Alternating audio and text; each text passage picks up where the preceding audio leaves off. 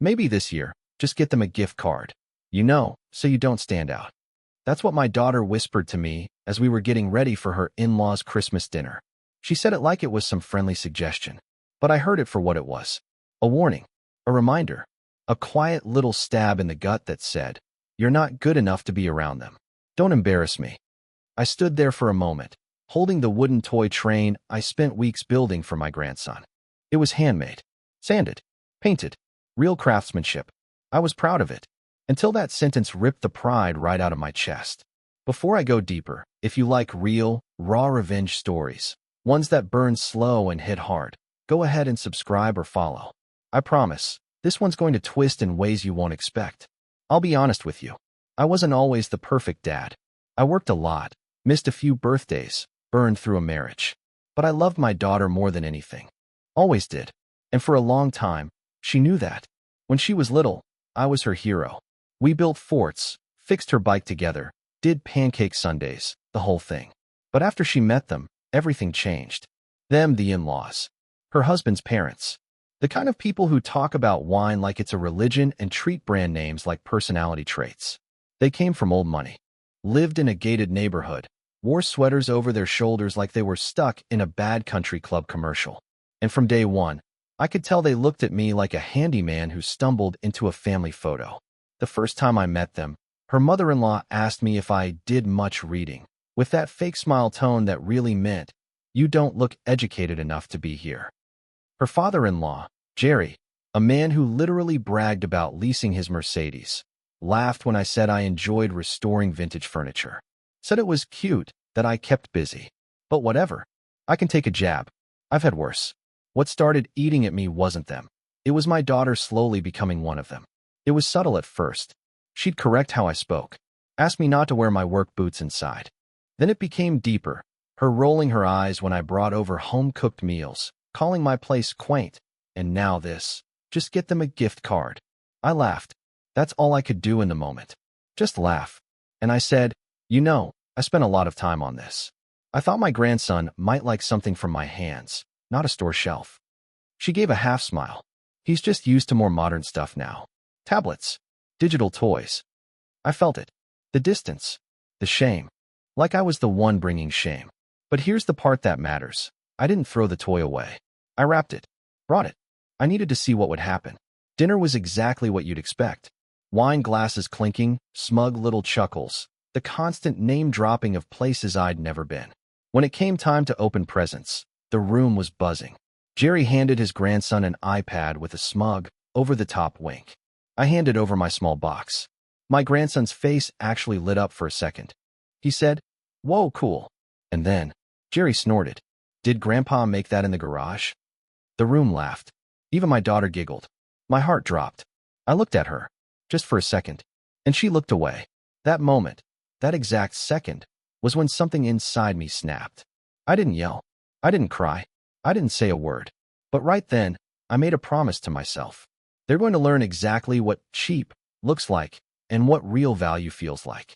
Not today, not tomorrow, but one day, they were going to open something for me that would break them, quietly, painfully, and with a smile. And that's when the plan started. After that Christmas, I stopped calling her for a while. Not out of spite, not because I wanted to punish her, but because I needed to process. You don't just shake off the look your own child gives you when she's ashamed to be connected to you. For a few weeks, it was quiet. I figured she'd call eventually, maybe realize she'd gone too far. When she finally did, it wasn't to apologize. It was to invite me to her father-in-law's birthday dinner. "They're doing a big thing," she said. "Don't worry about gifts, just show up. Oh, and maybe wear something smart. A jacket, not the flannel." It wasn't advice. It was instruction. It was her way of saying, "Don't embarrass me again." And I said nothing. I agreed. But inside, I started taking mental notes. Every little detail. Every jab. Every dig. See, here's the thing. I'm not a rich man, but I've worked hard my entire life. I know how to pay attention. I know how to remember. And I know how to bide my time. At that dinner, it became painfully clear how much the in-laws were influencing her. Jerry, loud, self-satisfied, talked about his real estate portfolio like he was some Wall Street legend. His wife, Patricia spent half the night making passive-aggressive comments about people who still work with their hands and don't understand passive income. Every time they laughed at some private joke, my daughter laughed too. It wasn't her laugh. It was theirs. Like she'd learned their rhythm, their tone, their smugness. I started noticing more things over the next few months. When I called to ask if she wanted to come over for Sunday breakfast like we used to, she said they were going to the club with the family, and by the family, she meant them, not me. When I stopped by to drop off some fresh bread I'd baked, Jerry answered the door, looked at it, and said, "Ah, carbs. How quaint." But the thing about arrogance is, it blinds people. It makes them sloppy. It was at a random barbecue in early summer when I overheard something that would stick in my head for months. Jerry was talking to a friend about how COVID hit everyone and how they were glad to still have the house. His friend joked, "Yeah, if the bank doesn't take it first," and they both laughed, but Jerry's laugh was tight, forced. I know that kind of laugh. It's the sound of a man bluffing. I kept my ears open after that. Little by little, pieces of the puzzle came together.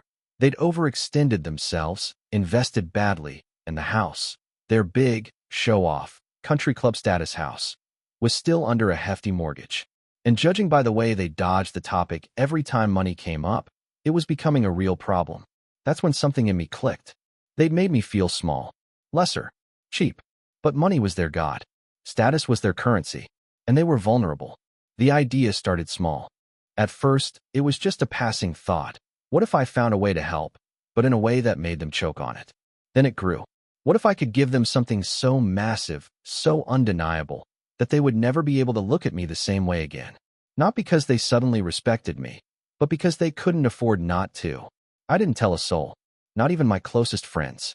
If you want revenge that really works, you don't broadcast it. You plant the seed. You water it quietly. And you wait. So I started making calls. Quiet, discreet calls to people I knew in the mortgage business.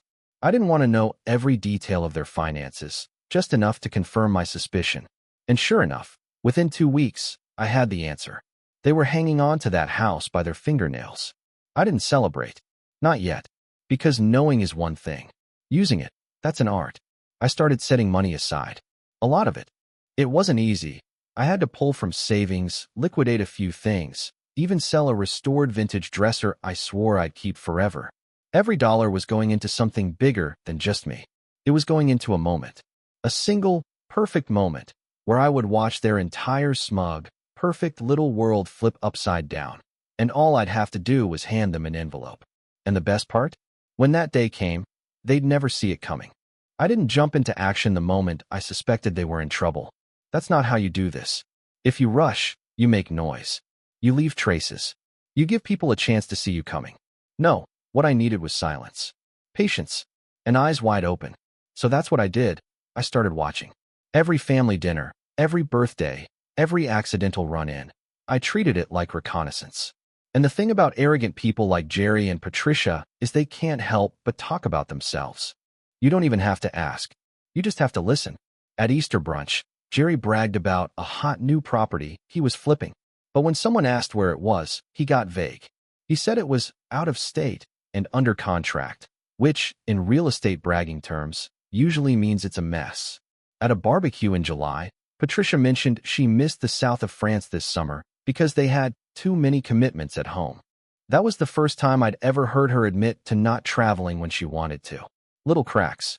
Small, but there. And I didn't miss the way my daughter reacted in those moments.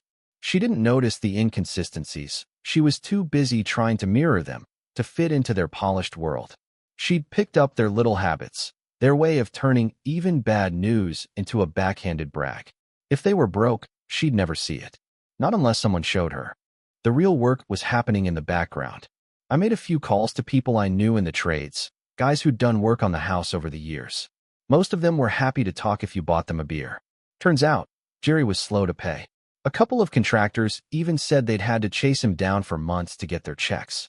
That told me two things. One, cash flow was tight, and two, his pride was still intact enough that he'd stiff people before admitting trouble. I also learned to check public records. County websites have a funny way of revealing things people would rather hide. Liens, refinances, even tax delays. It wasn't long before I saw it in plain text. 2 refinances in the past few years, each one pulling more equity out of the house. And then, the balloon payment. It was like watching a timer count down in slow motion. I didn't move on it. Not yet.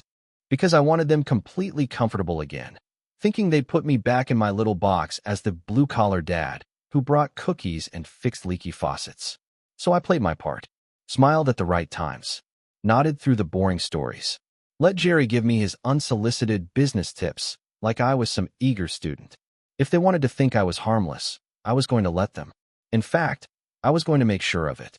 Meanwhile, I started making some quiet financial moves of my own. Sold a few smaller pieces from my workshop, took on an extra restoration job or two, the kind that paid cash. Stuck it all into an account they'd never know existed. Every dollar wasn't just money. It was a brick in the wall I was building around my plan. I kept thinking back to that Christmas when Jerry laughed at my handmade gift. That little smirk. The way my daughter looked away. I wanted the next thing I gave them to wipe that look off their faces forever. And I didn't want to just surprise them. I wanted to corner them. Make it so that when they finally realized what I'd done, they'd feel it in their bones. And more importantly, they'd owe me. Not money. Not favors. Something bigger. The kind of debt you can never pay off. So I waited. And I watched. And the more I saw, the more certain I became. They were vulnerable. They just didn't know it yet. But soon they would. The more I watched them, the more I realized something important.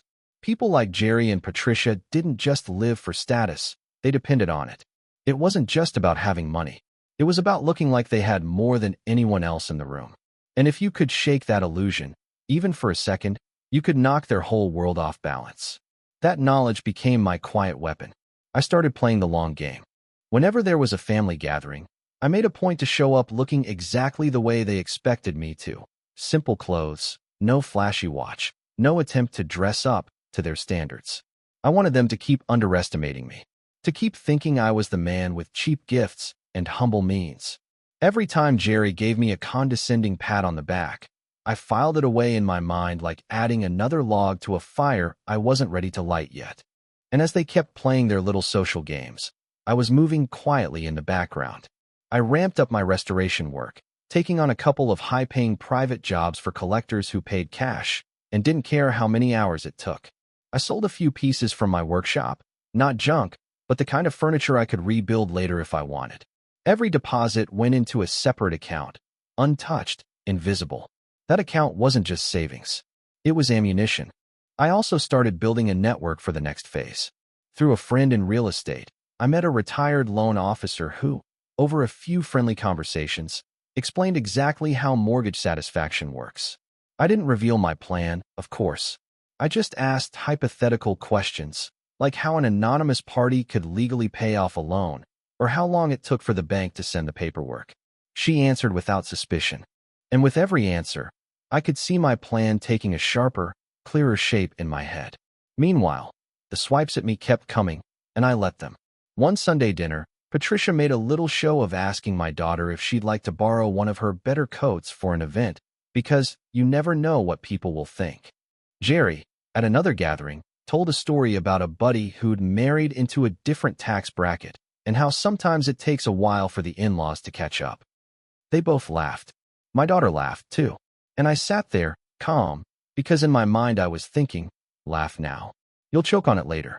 By autumn, I had enough money set aside to do what needed to be done. Not comfortably. It was going to hurt, but I could make it work. And here's the thing. The sting of spending that kind of money on people who didn't deserve it was nothing compared to the satisfaction I knew was coming. Because the money itself wasn't the point. It was the control it would buy me. One evening, while sanding down a piece of oak in my workshop, I realized how far I'd come since that first Christmas insult. Back then, I'd felt powerless, small. Like I had no way to fight back without looking petty. Now, I held the cards. I knew their weakness. I had the means to exploit it, and I had the discipline to wait for the perfect opening. That opening was coming. The holidays were on the horizon again. I knew they'd host. They always did. It was their favorite time to show off. And I decided right then, this Christmas would be different. This time, I would be the one setting the stage. They just wouldn't know it until the curtain dropped. By the time the first frost hit, my plan was no longer just an idea. It was a map. Every step drawn out. Every potential complication accounted for. I didn't just want to pay off their mortgage. I wanted to do it in a way that would corner them. And that meant layers. Secrecy. Control. The first step was finding the right channel. A regular bank transfer wouldn't cut it. Too obvious, too traceable. I needed a buffer, someone to act as the face of the payment while I stayed in the shadows. Through a former client of mine, I got the name of a financial mediator who specialized in discreet transactions. The kind of person who knew how to handle high-profile divorces and quiet inheritances. Perfect. We met in a coffee shop 2 towns over. I wore work clothes, nothing that screamed serious money. He was in a tailored suit, carrying a leather briefcase. The contrast between us must have been amusing to the people sitting nearby. I didn't care. I explained the hypothetical. An anonymous benefactor wants to pay off a mortgage in full. The homeowners should never know the benefactor's identity unless the benefactor chooses to reveal it later. He didn't blink, just nodded, took notes, and named his fee. It wasn't small. But this wasn't about saving money. This was about buying the perfect reveal. While he began the process, I kept up my cover. I still showed up for Sunday dinners, still brought over small gifts for my grandson, still let Jerry tell me how the economy rewards risk-takers. They saw exactly what they wanted to see. A man who'd accepted his place at the kids' table of their world. In truth, every visit felt like reconnaissance. At one gathering, I overheard Jerry telling a neighbor that the bank's finally easing up, and that things are looking up. I almost laughed into my drink. He had no idea his luck was about to change for reasons he'd never guess. A few weeks later, my mediator called. It's ready. The payment's scheduled. Once it clears, the lender will send the satisfaction of mortgage to the homeowners. Your name will not appear anywhere. I gave the final approval. It felt like flipping a switch in a dark room. Nothing changed to the eye, but I knew something was now in motion. While the money moved through the system, I kept my hands busy in the workshop. That was my way of keeping the adrenaline in check. Every time I thought about the moment they'd realize, I felt a slow burn of satisfaction. Not yet, I reminded myself. Not until the stage is set. In early December, I got the confirmation. The mortgage was gone. Paid in full. Somewhere in their perfect little kitchen, Jerry and Patricia had opened a letter from the bank with those exact words, and probably toasted themselves for pulling it off. Maybe they thought a business deal came through. Maybe they believed they were finally reaping the rewards of their smart investments. The beauty of it? I didn't care. Because I knew the truth. I also knew the clock had started ticking. Every day between that letter and Christmas Eve was just time for them to bask in their imagined victory. And the more comfortable they got, the harder the fall would be. I started preparing the final step. An unremarkable envelope. Official documents inside. And the perfect moment to hand it over. I wasn't just going to take their pride. I was going to make them hand it to me themselves. December moved fast. Once the letter from the bank arrived, Jerry and Patricia acted like they'd just won the lottery. They didn't say it outright, but you could see it in the way they walked, the way they talked. A new strut in Jerry's step, a little extra sweetness in Patricia's smile when she mentioned how nice it feels to have everything in order. They had no idea who they really owed. I played along. When my daughter mentioned how things are finally turning around for them, I nodded, smiled, and said something generic like, "That's good to hear." Inside, I was laughing. Every casual conversation about their good fortune was another brick in the wall I was building around them. By mid-December, Patricia had gone full production mode for Christmas Eve. Apparently, it wasn't just family this year. They were inviting some friends from their wine club, a couple from Jerry's golf circle, and even their financial advisor. Perfect. More witnesses. My daughter called to remind me about the dress code. "Dad, it's semi-formal. Please don't just wear flannel." I told her I'd make an effort. What I didn't tell her was that my version of effort would still look plain next to everyone else in the room. That was the point, to keep me in their minds exactly where they'd placed me all along. The Sunday before Christmas, I stopped by to drop off a small gift for my grandson. A simple puzzle, nothing flashy. Jerry was in the living room with a couple of his buddies, laughing about how things just have a way of working out if you stay confident. Patricia chimed in, saying, "We've always been blessed. It's not luck, it's just knowing how to manage life." They didn't even lower their voices. I stood there, smiling politely, thinking, you wouldn't know management if it paid off your house while you were sleeping. In the evenings, I prepped. The envelope was ready, thick, official-looking, the kind of thing you don't just toss aside. I rehearsed in my mind how I'd hand it over. Not with a big speech, not with fireworks. Just a calm, surgical strike. The beauty was in the understatement. Let them think they're opening something small, unimportant, right until the words on the page got them in front of everyone. I also decided where I'd sit that night.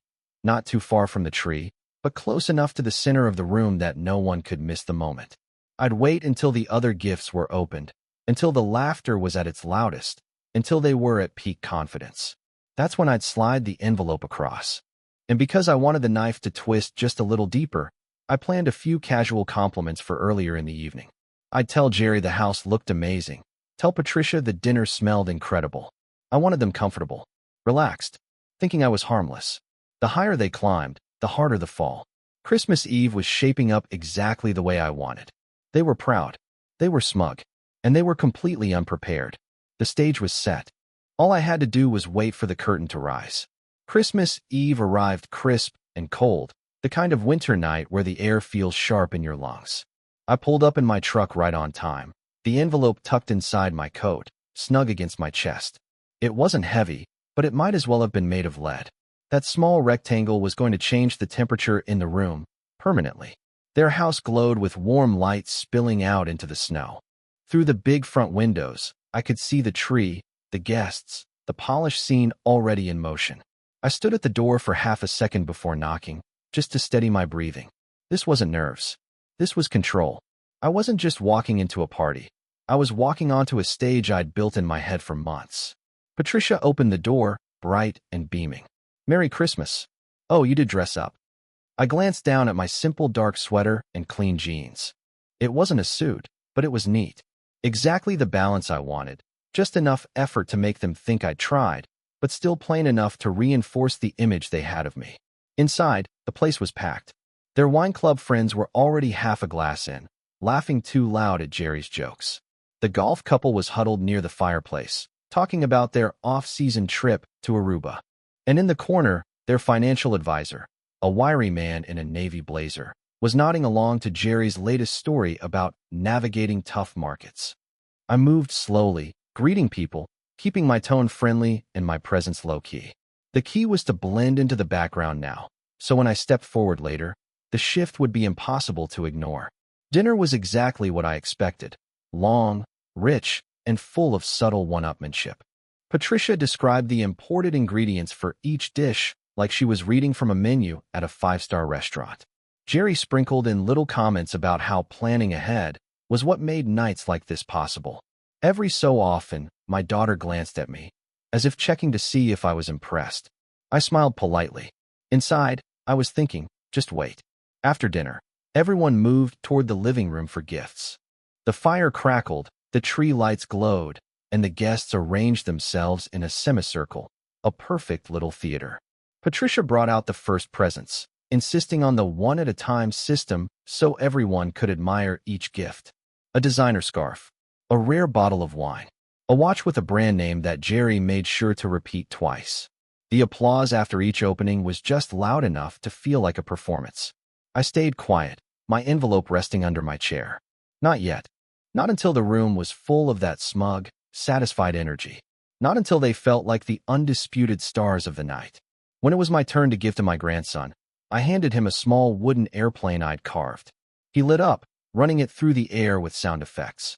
Jerry chuckled, classic grandpa gift, and the guests laughed softly.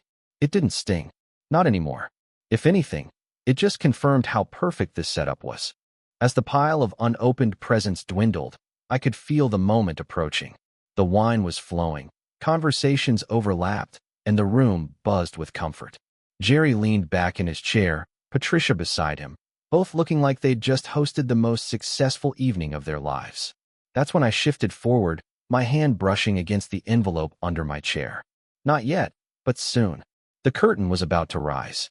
The moment came when the last brightly wrapped box was opened, the last round of polite applause faded, and the room settled into that warm afterglow of a party hitting its peak.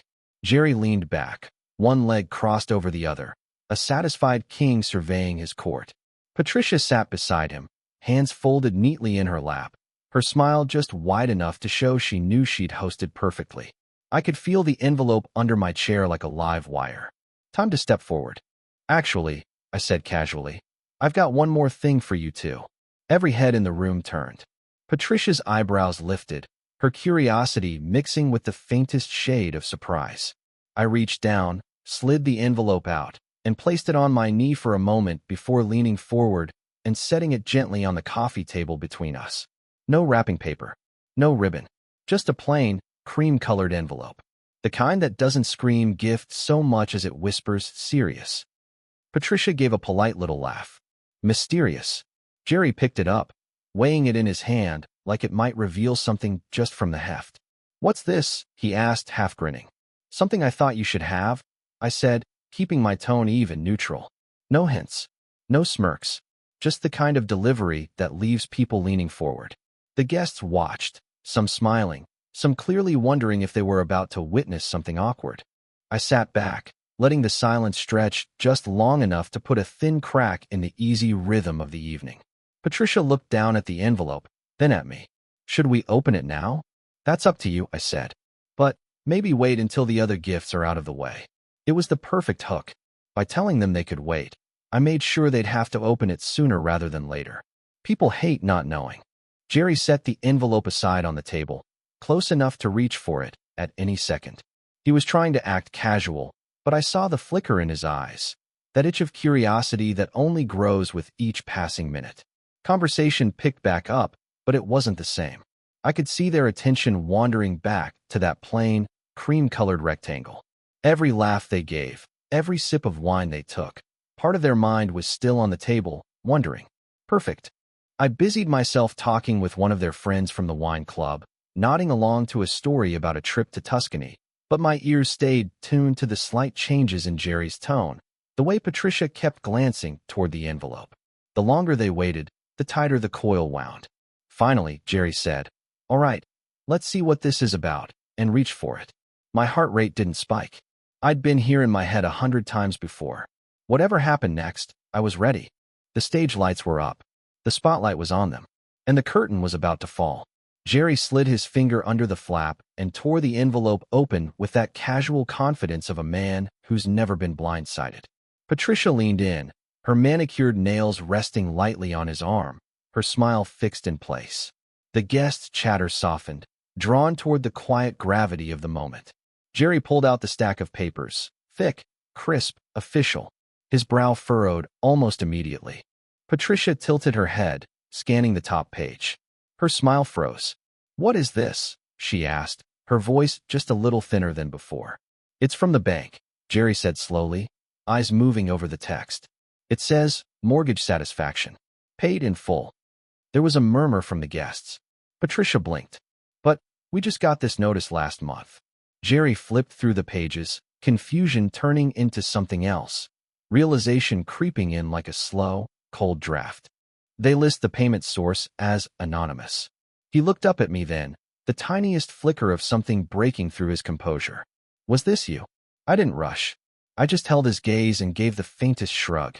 "You said my gifts looked cheap last year. I wanted to make sure this one wasn't." Silence. Real silence. The kind that swallows a room whole. Patricia's mouth opened, then closed. She glanced around, as if searching for someone to break the tension, but no one did. Even their wine club friends, who had been happily buzzing all night, sat frozen, glasses halfway to their lips. Jerry tried to laugh, a short, awkward sound, but it died halfway. "That's a lot of money." "Yeah," I said simply.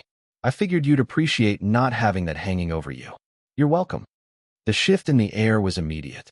They were still sitting in their perfect living room, surrounded by friends and glowing lights, but the balance of power had snapped like a dry twig. Everyone in that room knew exactly what had just happened. Jerry and Patricia, the couple who'd built their identity on status, superiority, and control, had just been handed their home outright by the man they'd spent years looking down on. And worse, they hadn't done it themselves. It wasn't a win. It was a debt. Patricia's cheeks flushed red. Jerry straightened in his chair, but his eyes kept dropping back to the papers in his hand. He could never frame this as charity. That would make them look weak. But he couldn't frame it as strategy either, because everyone knew the truth now.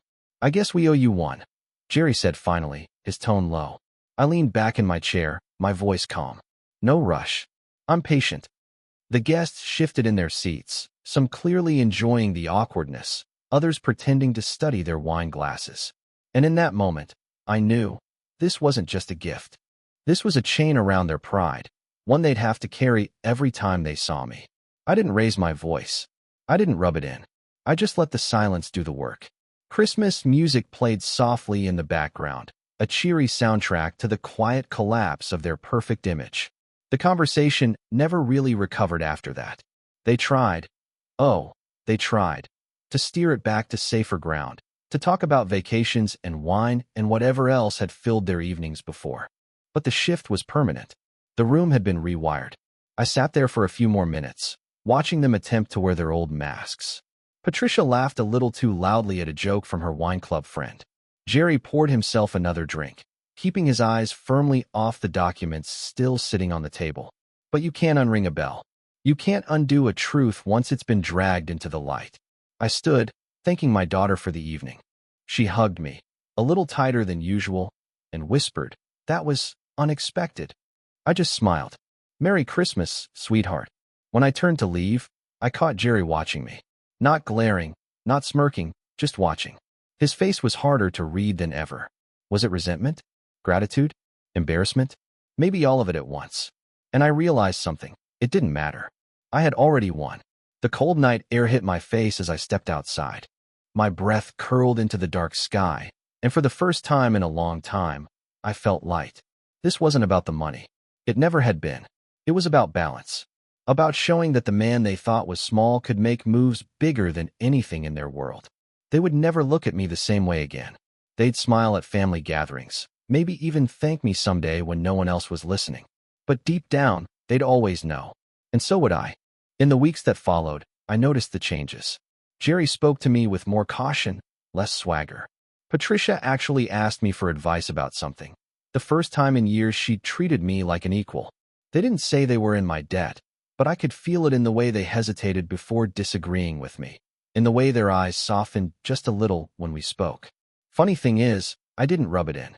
I didn't have to. The silence between us carried the weight of that night far better than words ever could. Sometimes revenge doesn't have to be loud. Sometimes it's just a quiet, steady reminder that you're not the person they thought you were, and you never were. And as for me, I sleep well. I live well. I see my grandson often. And every Christmas, when I drive past their house and see the lights in the windows, I think back to that night. And I smile. If you've been here all the way to the end, thank you. Do you think I did the right thing? What would you have done in my place? Make sure you subscribe so you don't miss the next story. Hit that like button if you enjoyed this one. And drop a comment below. I read every single one.